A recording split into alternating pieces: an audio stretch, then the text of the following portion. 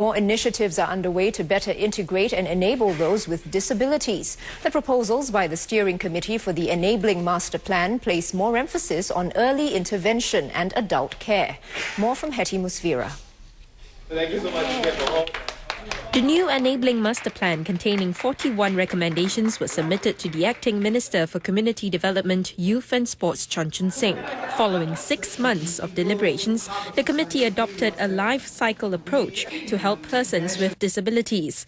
The 5-year roadmap covers early intervention, education, employment and adult care.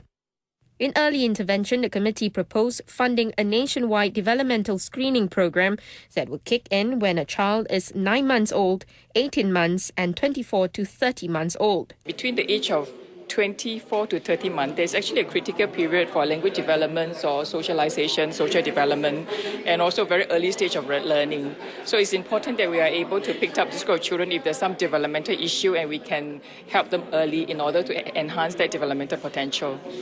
In education, the committee suggested introducing a support program in all mainstream preschools to help those with mild developmental problems integrate better. Where employment is concerned, the committee also noted some areas of improvement, particularly for the Open Door Fund, which gives financial support to employers to redesign jobs, modify their workplaces and train persons with disabilities. Now, the committee says that the application process can be further simplified and be made user-friendly to encourage more employers to come on board.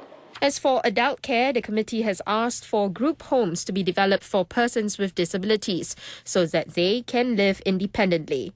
Short-term stays can also be offered to them so that their caregivers get temporary relief from their caregiving duties. The committee also suggested that the disabled have more transport options. Perhaps, we need to nurture a few specialized transport operators to cater for those needs. If the VWOs can work together or get someone to operate a bigger fleet to cater for all their needs, then I think there will be major productivity gains. The government is working on some of the recommendations. Some of them we can implement immediately, some of them take a bit more resources and take a bit more time, but I think all of them are pretty good ideas, and over time, progressively, once we have the resources and the means, we will want to progressively implement all of them. The government is expected to give its response to the master plan soon.